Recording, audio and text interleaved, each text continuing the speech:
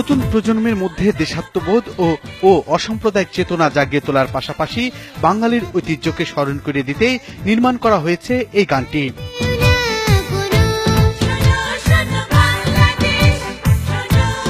শিশুশিল্পী আতিকা রহমান মমর সাথে ভিডিওটিতে অংশ নিয়েছেন নায়ক রাজ রাজ্জাক ও কণ্ঠশিল্পী সাবনে ইয়াসমিন সহ বেশ কয়েকজন তারকা।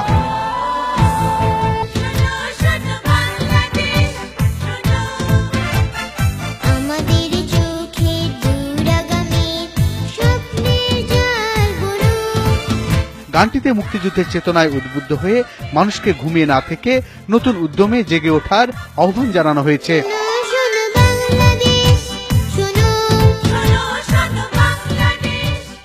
এই জেনারেশন থার্ড জেনারেশন আহ্বান করছে বাংলাদেশকে, এই জেনারেশনকে যে ও পতাকাটা নিয়ে সারা বাংলাদেশ ঘোরে।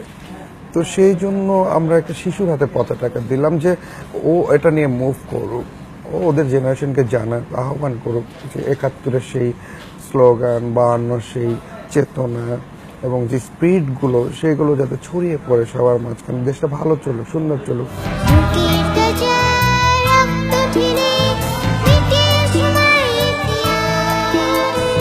ভিডিও চিত্রে উঠে এসেছে দেশের ঐতিহ্যবাহী স্থাপনা ও পুরাতাত্ত্বিক নিদর্শন। আমি ১ বছর এজন্য শুটিং করেছি বা করতে হয়েছে, কারণ হচ্ছে যে সর্ষে ক্ষেত আছে, ওটা বছরে হয়তো ১-১.৫ মাসের মধ্যে আসে, সেটি তুলে আনবার জন্য হয়তো একটা বসে থাকতে হচ্ছে। শাপলা আছে, তারপরে কাশবন আছে, এরকম সিজন ধরে কাজ করতে গিয়ে এটা একটি বিষয়। আবার ধরেন আবার আমরা দেখা যায় যে এক জায়গা থেকে আরেক জেলায় আমি একটা নিদর্শন তুলতে গেলাম, ওখানে একটি প্রিপারেশন আছে, লাইক মেহেরপুরে, লালনের মাজারে, কক্সবাজার, চা বাগানে। প্রত্যেকটা জেলায় যখন আমরা ঐতিহাসিক জায়গাগুলো অথবা নেচার আছে যেখানে, সেই জায়গাগুলো যেতে গিয়ে অনেক সময় আমাদের লেগেছে।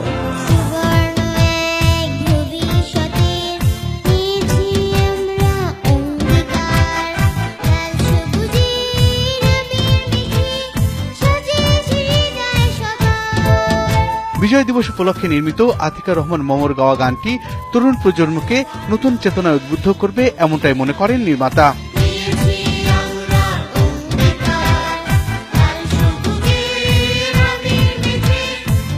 বুলবুল আহমেদ জয়, ৭১, ঢাকা।